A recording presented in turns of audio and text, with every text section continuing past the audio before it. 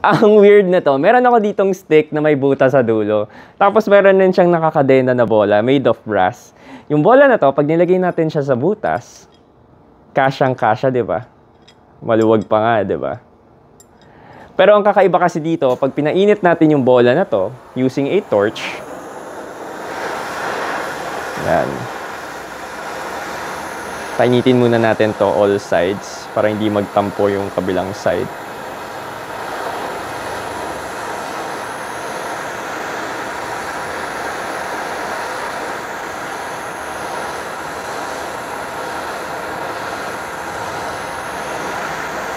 Yan, ipa hanggang sa mag-iba yung kulay ng bola.